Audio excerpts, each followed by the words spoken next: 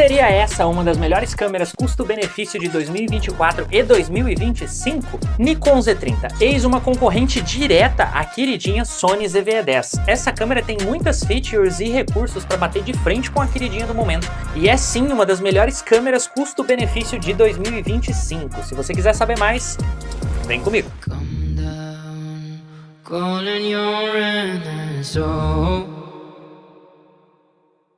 I said, come down, calling your inner soul. Learn how to let it go. You better learn how to let it go.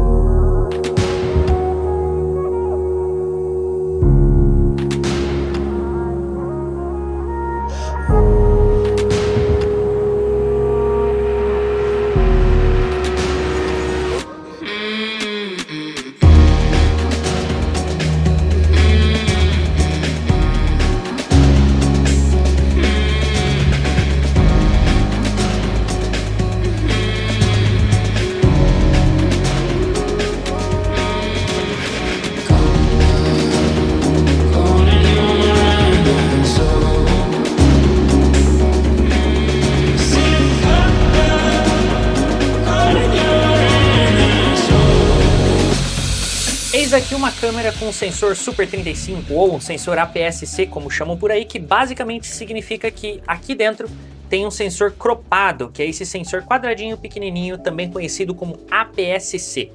Para quem está entrando no mercado de vídeo ou simplesmente no mercado de produzir conteúdo, esse é um dos melhores tipos de sensor para você pegar. Afinal, se você for para um sensor muito menor, o desempenho da sua câmera vai ser muito inferior, e se você for para um sensor full frame, você provavelmente vai ter problemas no custo/benefício, que é o foco dessa câmera aqui. A Nikon Z30 se destaca por ter o seu monitor flipado e por estar com um preço que gira em torno dos R$5.000, que é um preço de câmera de entrada. Por esse valor, ela entrega uma qualidade bastante surpreendente. Eu queria compartilhar com vocês alguns dos testes que eu fiz com essa câmera ao longo dos últimos 2 anos que eu estou com ela, para mostrar para vocês do que essa belezinha é capaz. A minha Nikon Z30 está equipada nesse momento com a lente do kit, que apesar de não ser a melhor das lentes, dá para tirar um resultado bem legal se você souber o que está fazendo. Então vamos ver como é que é a imagem dela na prática. Pronto, assim tá melhor. Essa é a qualidade da imagem da Nikon e da lente do kit dela. Essa lente é uma 1650 3.5 5.6, o que significa na prática que ela não vai ter aquele buquê bonitão que a gente está acostumado de lentes mais caras. Mas essa lente é uma excelente ferramenta para quem está iniciando e não faz muita ideia do que fazer com uma lente mais cara. Afinal, não adianta você dar um equipamento caro e bom para uma pessoa que não sabe o que está fazendo. Então quando a gente fala de câmera de entrada, muitas vezes a gente está falando de um equipamento que vai ser entregue na mão de uma pessoa que ainda está aprendendo como operar a câmera. E nisso eu tenho que destacar a facilidade de uso e a qualidade limpa da imagem dessa câmera no seu modo automático. Mas claro que quando a gente fala de modo automático, as pessoas que estão um pouquinho mais avançadas no audiovisual já têm a tendência a ficarem mordidas. Afinal, você compra uma câmera dessa com todos esses botões, você quer apertá-los, certo? Porém, isso não significa que eu não vou dar destaque para o modo automático dessa câmera, por ela se comportar muito bem em diversos cenários e saber como lidar ali com a exposição, na grande parte dos casos, para que o seu rosto fique em evidência, que é geralmente o que a gente quer quando a gente está falando de criadores de conteúdo, que é o público ao qual essa câmera está destinado como usuário final, certo? Mas falando de features, essa é uma câmera que grava em 1080 e 4K, sendo o 4K dela 24, 25 ou 30 frames por segundo, e o 1080 essas mesmas configurações, incluindo o 60 e o 120 para fazer slow motion. Ela também faz slow motion nativo, até 4 vezes na própria câmera, ou seja, você já grava ali e já tem o resultado em slow motion, ou ela grava em 120 frames para você ter, né, o slow motion na sua pós-produção, mas isso só acontece em 1080. Em 4K nós estamos limitados a 30 frames por segundo, ou a 24, que é o mais usual, que é o que tá me gravando aqui agora. Afinal, a gente gosta desse look meio cinematográfico. Além disso, uma coisa que eu gostaria de destacar das features dela é que ela é uma câmera com IP66, o que significa que dá pra você gravar ali com algumas gotinhas de chuva sem medo de ser feliz. Claro que você não vai mergulhar com essa câmera do jeito que ela tá embaixo d'água, mas isso garante proteção contra poeira e contra gotículas que podem acabar pingando ali em cima da sua câmera. Eu mesmo já fiz alguns takes na chuva usando ela e, como vocês podem ver, o resultado é bastante satisfatório.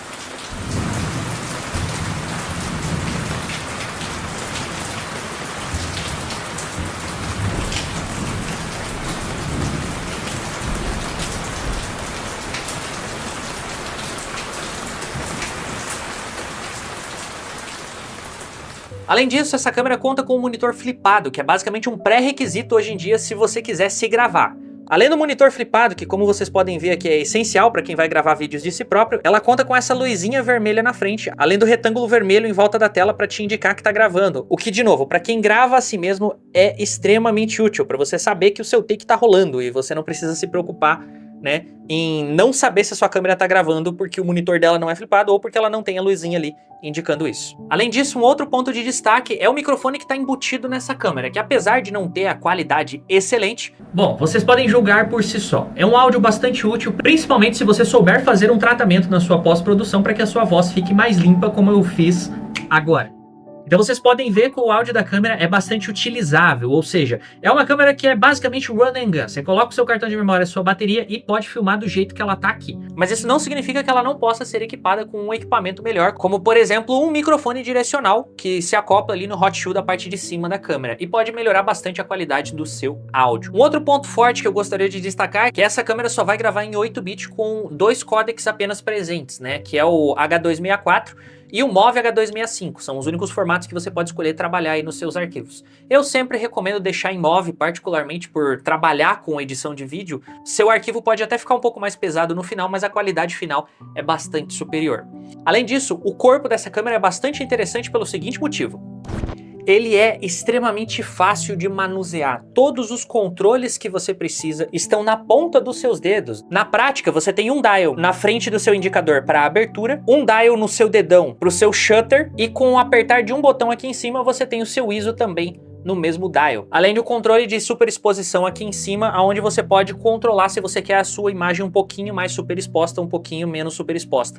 O dito cujo ponto de luz que o pessoal tanto fala por aí. O menu rápido dela também é muito fácil de navegar. Apertando essa função aqui, você tem acesso basicamente a todo o básico que você precisa operar rápido na sua câmera, caso você esteja ali filmando alguma coisa. E o menu principal dela também é bastante fácil de operar, onde basicamente as categorias se dividem aqui do lado entre fotografia, vídeo e configurações da própria câmera, e você consegue entrar em cada uma delas e fazer ali as suas modificações da forma que você quiser. Um outro ponto que eu gostaria de dar destaque para essa câmera é o fato dela ter um switch para fotografia. Então, se você precisa tirar foto, você aperta um botãozinho e a câmera está pronta para fotografar, sem você ter que mexer em nenhuma outra configuração. Inclusive, aquilo que você seta para fotografia fica salvo como fotografia. Então, se você voltar para o vídeo, o seu vídeo vai estar configurado da forma que você deixou. Se você mudar para fotografia, volta para a configuração da fotografia que você deixou. Ou seja, você tem a possibilidade de trabalhar ali com 2 presets diferentes, caso você queira, claro. Um só para fotografia e um só para vídeo com essa câmera. E apesar dela não ter o viewfinder, né, para quem trabalha com fotografia, eu acho a tela muito boa, tanto em brilho quanto na questão de cores, o que é excelente para você ter um preview ali do seu resultado final, sem ter muito medo de ter estragado a sua imagem e só conseguir descobrir isso na sua pós-produção. Além de um corpo robusto e de um grip muito gostoso de pegar, ela é uma câmera que fica firme na mão, você consegue segurar ela no dedo assim, ó, e ela tem pegada, ela é uma câmera que encaixa nos seus dedos de uma forma muito ergonômica e isso é muito bom para usar ela por longos períodos e também para carregar no dia a dia. Você não precisa necessariamente colocar um case nela para a câmera ficar gostosa de segurar. E nisso eu também destaco a lente do kit, que é extremamente versátil por simplesmente você rodar ela aqui e ela ficar muito portátil. A câmera fica extremamente pequena e pode ser carregada aí em qualquer bolsa de ombro ou até mesmo no bolso de uma calça muito grande. Mas como nem tudo são flores, existem algumas coisas que eu tenho que destacar como pontos negativos nessa câmera. Porém, para isso eu vou ter que fazer a comparação com outra câmera da mesma categoria e mesma faixa de preço, que é a concorrente direta da Nikon Z30, que é a Sony ZV-E10. Apesar de eu já ter tido contato com essa câmera, eu preferi trazer para vocês a opinião de um amigo que já tem ela há mais ou menos o mesmo tempo que eu tenho a minha Nikon, para ajudar você a decidir qual das duas câmeras é melhor para você. E aí, tudo bom com você? Eu espero que você esteja muito bem. Eu sou o Léo, do canal Gravando com Léo, e o Pablo me convidou para a gente fazer esse comparativo entre a Z30 e a Sony ZV-E10. É a Mark I que eu tenho aqui em minhas mãos e eu estou usando a lente da Sirui. Isso é muito importante porque esse teste vai ser todo feito com essa lente 23mm f1.2 e eu estou usando agora nesse momento em f1.6 só para você ter como métrica esse primeiro teste que a gente vai fazer aqui, tá bom? Então eu já tenho essa câmera há mais de 1 ano e 3 meses. Tem umas coisas aqui, tem uns detalhes que eu não gostei na câmera que eu vou falar para você também aqui nesse vídeo. Então o primeiro teste, velocidade do foco. Neste momento eu estou usando o foco natural dela, do jeito que vem de fábrica. Eu não posso chegar muito perto, que a distância focal dela é 35 centímetros, é como se fosse um palmo assim de distância, tá vendo? Ó, esse é o foco. O foco ali tá ajustado, cara, para ele não responder tão rápido. Eu vou fazer esse teste também, aumentando a velocidade do foco, para você ver que isso é ajustável, tá? E tem essa variável, tá bom? Ó, saindo e entrando, saindo. O foco tá lá no meio, tá, gente? O modo de foco tá central. Tô filmando em S-Log2, tá? Na exposição correta. Então essa é a velocidade do foco no modo normal da câmera, tá bom? Agora vamos fazer o teste aumentando a velocidade de foco se a gente vê e percebe alguma diferença. Talvez para algumas pessoas não vai ser tão perceptível, mas vamos ver. Agora sim, eu já aumentei ali no corpo da câmera a velocidade do foco, tanto a sensibilidade quanto a velocidade em si. Vou sair e vou entrar para você ver se mudou, se tem alguma diferença da velocidade do foco. E aí? Tá dando diferença? Vamos ver, ó o fundo.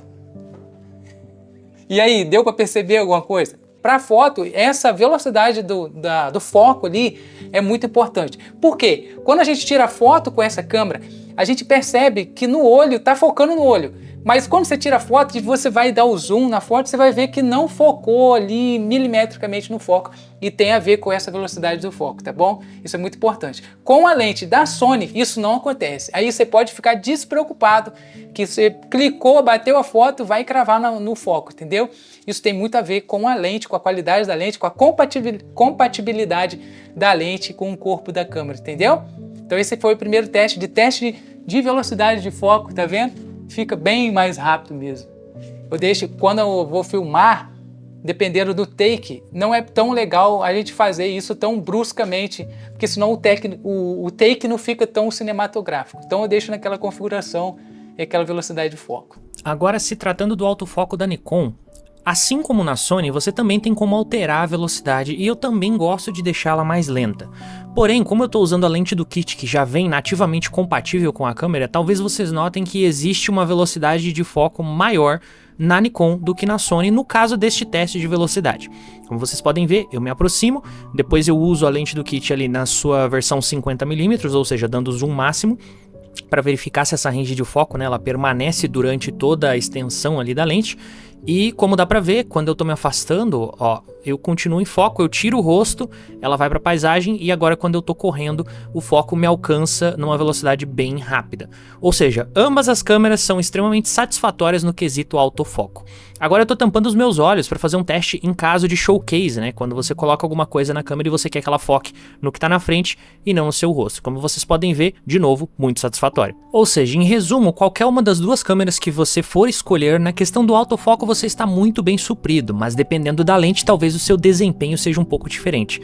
Então, preste atenção na lente que você for comprar quando você for comprar a câmera. Agora, um outro teste que é muito importante é o tempo de duração da bateria barra tempo que a câmera consegue ficar gravando sem desligar, seja por bateria ou superaquecimento. Toda câmera nessa categoria, nessa faixa de preço, com essas configurações de sensor APS-C, gravando em 4K e tal, vai ter problema com superaquecimento. Isso se aplica a Z30, se aplica a Z50 da Nikon, se aplica até mesmo a linha R da Canon ou a linha Alpha, como a Alpha 6700 da Sony. Então, dependendo da configuração que você for usar, se você gravar por um longo período de tempo, é muito provável que todas essas câmeras superaqueçam. E por mais que existam formas de contornar esse problema, geralmente envolvem colocar um cooler aqui atrás, como o cooler da Ulanzi que vocês estão vendo nas imagens, não é o melhor dos cenários, afinal você tem que comprar mais uma coisa para sua câmera. E a ideia do custo-benefício é que você pague o menor valor pela melhor qualidade possível sem ter que colocar mais coisas, sem ter que agregar ali. Então se você está começando agora, talvez não seja a melhor opção depender de uma outra ferramenta para sua câmera não esquentar, certo?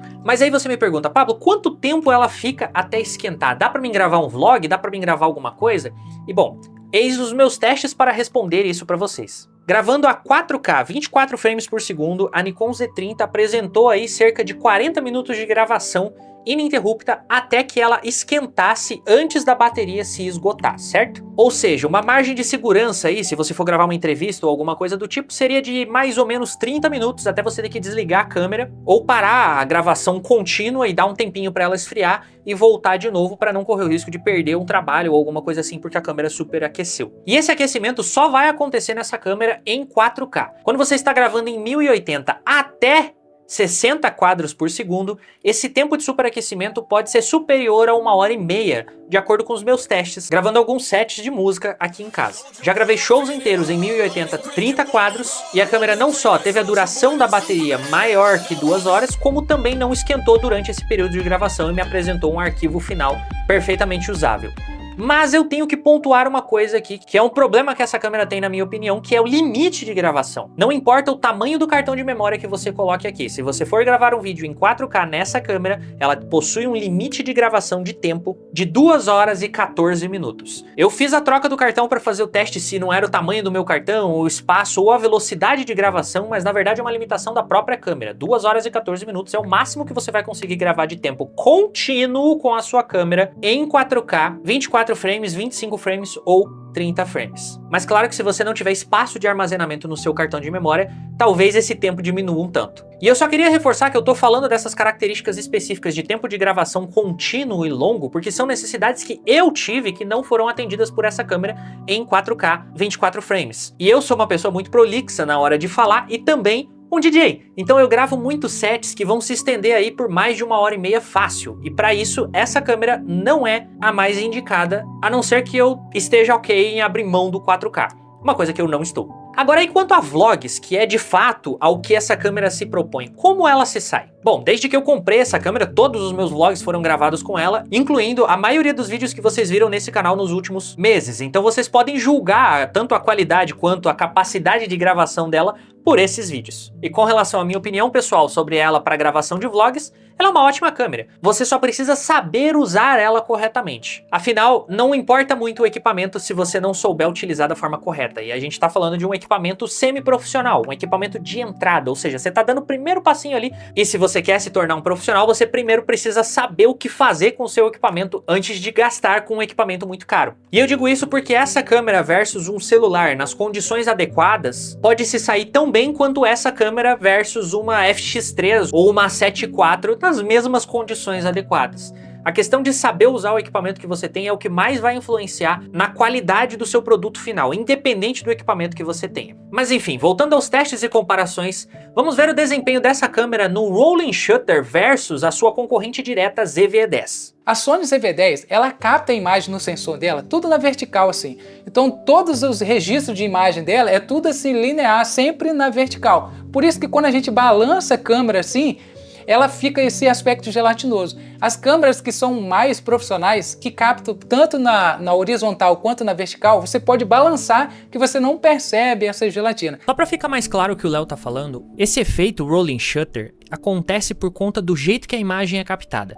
Eu vou mostrar para vocês um sensor agora de câmera e como a imagem é captada. Se vocês prestarem atenção, vocês vão ver que ela normalmente vem de baixo para cima e ela é captada de linha a linha, ou seja, a imagem é registrada linha a linha de pixel, normalmente de baixo para cima.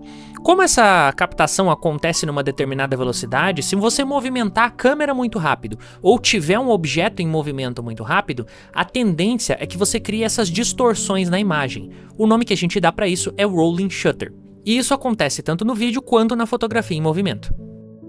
Então esse é o próximo teste que a gente vai fazer agora. Estou filmando em 4K, 24 frames por segundo. Eu vou balançar aqui que você vai ver que a imagem vai ficar tudo gelatinosa, tá vendo?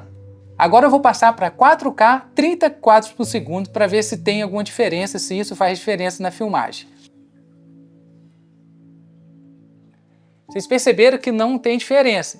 A única diferença que a gente percebe é que quando a gente filma em Full HD, aí diminui bastante, consideravelmente, esse aspecto gelatinoso na imagem. Assim como a Sony ZV-10, a Z30 tem a mesma forma de captação, o que não impede ela de ter o mesmo rolling shutter. Então o desempenho das duas câmeras é praticamente idêntico nesse ponto. Então eu só vou fazer esse teste aqui em 4K 30 frames para vocês verem que é bem parecido. Agora vamos fazer um teste com relação à recuperação de altas e baixas luzes. Eu vou gravar aqui num cenário em que a janela fica atrás de mim com a luz do sol entrando nas minhas costas e o meu rosto fica completamente sem nenhuma iluminação. Eu não liguei a luz do ambiente nem nada do tipo, justamente para mostrar para vocês o quanto eu consigo ou não recuperar a minha imagem em caso de ter uma condição não muito favorável. Como vocês podem ver, essa filmagem tá toda errada e o ponto de luz aqui tá focado totalmente lá fora e mesmo assim tá estourado lá fora enquanto aqui dentro tá subexposto e não tem nenhuma iluminação em mim.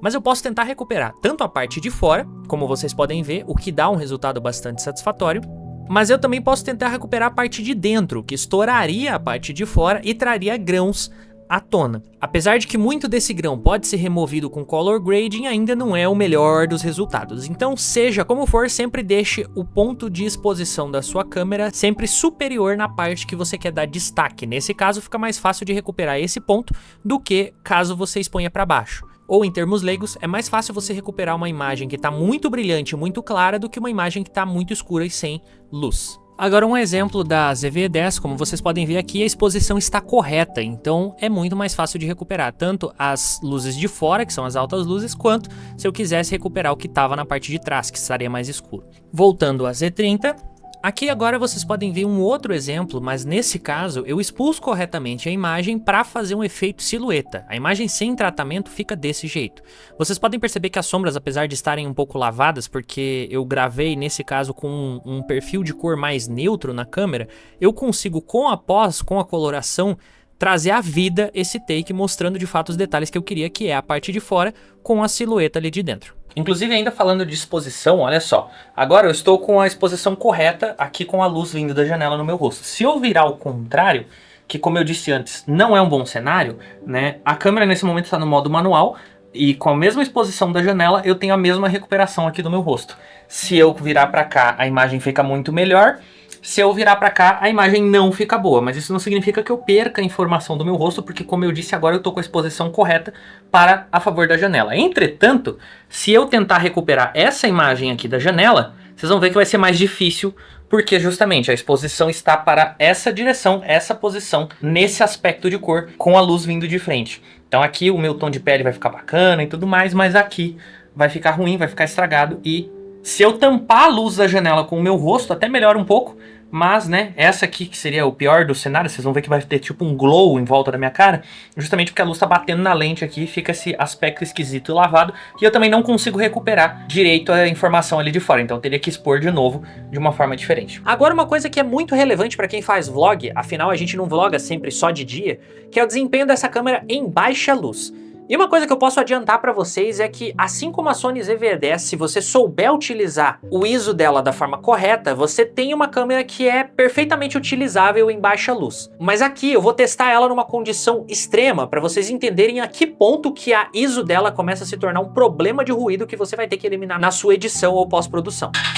Brilho do celular no mínimo, A lente tá em f4, a ISO tá em 100. Eu tô num quarto completamente escuro, vou começar a aumentar. ISO 100, 25.600 filtros, certo? A minha mão aqui de comparação, 20.000, 16.000, 12.800, 10.000, 8.000, 6.400, 5.000, 4.000, 3.200, 2.500, 2.000, 1.600, 1.250, 1.800, minha mão já tá invisível já. 640, 400, 250, 160, 100 de ISO. Lembrando que o brilho do celular está no 1000. Agora, especificamente para vocês entenderem o nível de ruído da ISO dessa câmera, assim como da Sony ZV-10, vou mostrar para vocês um comparativo de ISO das duas câmeras com a tampa fechada. Na prática, a gente tem um sensor que está completamente no escuro, e esse é o melhor tipo de cenário para você testar aonde a sua câmera pode ir sem adicionar ruído na sua imagem. Então segue a comparação, a ISO base das duas câmeras no modo Standard é 100, certo? E a gente vai subindo de grau em grau. Como vocês podem ver, até os seus 800 de ISO ali tá bacana, mas a partir dali começa a surgir algum ruído no caso das duas câmeras. Porém, é mais perceptível na Nikon Z30, ou seja, ela tem um pouquinho mais de ruído no ISO alto que a Sony ZV-E10. Mas é de fato ali a partir do ISO 5000 que você vê a imagem realmente se tornando bem menos nítida do que o normal. Apesar de na Nikon ser mais aparente, ambas as câmeras a partir de 8000 de ISO, a imagem começa a degradar bastante e adicionar bastante ruído, então eu não recomendaria usar acima de 8000 de ISO em nenhuma dessas câmeras, exceto realmente se você precisar salvar um take aí e não tiver outra opção. Agora falando especificamente de gravação, como é a estabilização da Nikon? Teste de vibração com a câmera no modo Sport, não tem nenhuma estabilização digital, não tem estabilização na pós, é apenas o modo Sport da câmera. Essa é a estabilização da câmera no modo Sport. Lembrando que eu tô com a lente do kit que tem estabilização no próprio sensor na própria lente também. E agora com a câmera no modo estabilização digital com estabilização no modo Sport, ou seja, esse é o mais estável que essa câmera consegue ficar usando todos os seus recursos de estabilização interno, certo? Incluindo estabilização da lente e estabilização digital dela própria. Então, o que vocês acham? Será que tá bastante estável? Eu tô andando, acho que dá até para dar uma corridinha. Será que a estabilidade dela tá bacana? Me diz você aí nos comentários. Claro que nesse caso eu não estava colocando à prova o que normalmente as pessoas fazem quando estão utilizando esse tipo de equipamento.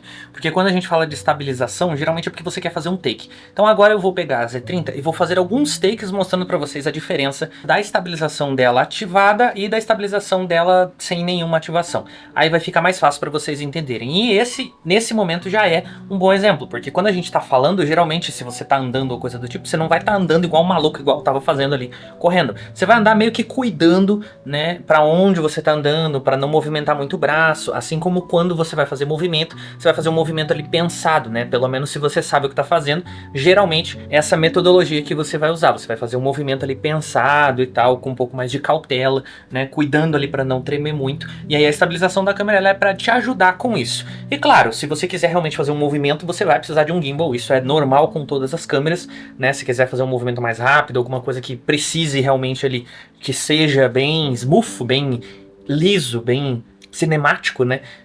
Mas no caso aqui eu tô de novo testando o mínimo produto viável. Eu tô testando aqui a possibilidade de você tirar a câmera da caixa, botar a bateria e já sair filmando sem ter que colocar nenhum acessório, incluindo o gimbal. Então vamos aos testes de estabilização 50mm sem nenhuma estabilização na câmera. Movimento de zoom. Oi? Oi. 50mm, estabilização no modo Sport de novo. Movimento de zoom in. Oi? Oi. 16mm, estabilização desligada. Movimento de meia órbita. 16mm, estabilização no modo on. Movimento de meia órbita. Na mão. Estabilização no modo Sport. 16mm, movimento de meia órbita. Câmera na mão. Um outro ponto negativo que eu tenho que destacar, não é específico dessa câmera, mas de uma range de câmeras, tanto da Nikon quanto da Canon, é a disponibilidade de lentes. Caso você comece a ficar entusiasta, você vai querer trocar a lente do kit em algum momento por alguma lente com mais qualidade. Afinal, a lente do kit ela é muito prática e versátil, mas de fato ela não extrai o melhor que se pode extrair da qualidade de imagem dessa câmera. E quando a gente fala de lente, apesar de terem algumas marcas como a Viltrox hoje que faz lentes específicas para essa câmera, é muito mais provável que você acabe tendo que comprar um adaptador FTZ para utilizar lentes da Sony, por exemplo, na sua Nikon, ou um adaptador de lentes da Canon para Nikon, porque especificamente no Brasil, especificamente para Nikon, eu confesso que é um pouco difícil encontrar boas lentes por um preço bacana. Mas convenhamos, se você está começando agora, a câmera com a lente que vem nela é mais que o suficiente para você gravar o seu conteúdo, ou mesmo começar a trabalhar, e aí sim juntar dinheiro para talvez trocar de câmera ou dar o próximo passo. Um dos fatores mais importantes que vai pesar bastante na balança entre você ir para Nikon ou ir para Sony é o nível técnico que você quer trabalhar as suas cores na sua pós-produção. Porque a Z30 especificamente não possui nenhum tipo de log, ou seja, você só vai conseguir filmar ela em perfis de cor, o que vai tirar um pouco da sua liberdade artística, vamos dizer assim, na sua pós-produção. Já a Sony possui o S-Log3, o S-Log2 e o HLG, que são perfis específicos de gravação com a cor mais lavada, que vão permitir com que você trabalhe melhor nas cores na sua edição. Mas eu já tenho que adiantar que isso é um recurso mais para quem já está indo para a área profissional. Se você tá só no vlog e só quer praticidade, a Nikon ainda é uma excelente escolha, principalmente pela praticidade da troca entre o modo foto e vídeo e das demais configurações estarem muito acessíveis, fora a ergonomia da câmera, que é um ponto positivíssimo na minha opinião com relação a ela. Agora, um outro ponto que eu tenho que mencionar que é um ponto negativo da Nikon Z30 é que ela não possui um retorno de áudio na própria câmera, o que significa que se você quiser colocar um fonezinho e monitorar o seu áudio, você vai precisar de um microfone como o Lark Max, por exemplo, que possui no próprio corpo do microfone um retorno para você colocar fone de ouvido. Mas se isso não é um fator muito relevante para você, e de fato, como eu disse, para grande parte de quem está começando não é, você tem os medidores do volume do áudio na própria câmera para te indicar se você está estourando o áudio ou se você precisa aumentar ou diminuir o ganho do seu volume. Um outro ponto que eu apresento como muito positivo dessa câmera é que a construção dela, apesar de ser feita em plástico e de ser uma câmera bastante leve, é muito bem feita. Ela tem um botão para cada coisa que você precisa fazer, você não precisa entrar em 35 menus para conseguir mexer em nenhuma das configurações dela, tá tudo acessível na sua mão. Inclusive esse dial aqui de cima que alterna entre os modos de operação de cada um dos dois modos de foto ou de vídeo da câmera, e os demais botões da câmera que são extremamente práticos. Então nesse caso eu diria que é um ponto muito positivo o corpo dela e a forma como o corpo dela é construído. Um outro ponto que vale destacar dessa câmera é que se você quiser usar ela como webcam, você só precisa colocar um cabinho USB aqui e instalar o driver da Nikon dessa câmera no seu computador e ela pode ser utilizada como webcam. Mas eu tenho que deixar o disclaimer de que se ela for usada como webcam, ela só vai poder transmitir na resolução de 1080 e, se não me engano, no máximo até 30 quadros por segundo. O que pode ser um fator útil para você ou não. Se você faz reuniões, por exemplo, e quiser que a qualidade da sua imagem fique melhor, você pode usar essa câmera. Ao longo de todo esse tempo usando a Sony ZV-10, eu vou pontuar com vocês agora o que eu acho que não é tão legal na Sony ZV-10. Uma das primeiras coisas que eu acho que deveria ter é o sensor estabilizado. Ela não tem, mas a gente entende que é uma câmera de entrada, então eu preciso pontuar isso. A gente não tem um cooler interno, então querendo ou não, a Sony ZV-10 para a minha região aqui, que é Cachoeira de Itapemirim, que já é quente por natureza, então ela esquenta, então a bateria não dura tanto por causa desse calor que ela não tem o coolerzinho interno. Outro detalhe que é mínimo, mas é perceptível, é quando a gente troca de ISO 500 para 640 e assim sucessivamente, a gente percebe que não é só a claridade, né? Não é a exposição que muda, é a tonalidade da cor. Então é assim, é um detalhezinho tão pequenininho, mas que a gente acaba percebendo quando a gente mexe muito com isso, quando a gente precisa tratar muito a cor. Então quando você mexe de ISO, ou sobe ou desce, a tonalidade da cor do vídeo, isso também interfere. Então isso é um pouquinho chato para a gente ficar ali minuciosamente tratando a imagem depois. Um exemplo, eu vou filmar aqui, é um ISO, eu estou nessa exposição. Saí desse cômodo e fui para outro, vou precisar mexer no tom. Aí aquela tonalidade que se mantém aqui não é tão fiel quanto as das outras câmeras mais evoluídas, entendeu?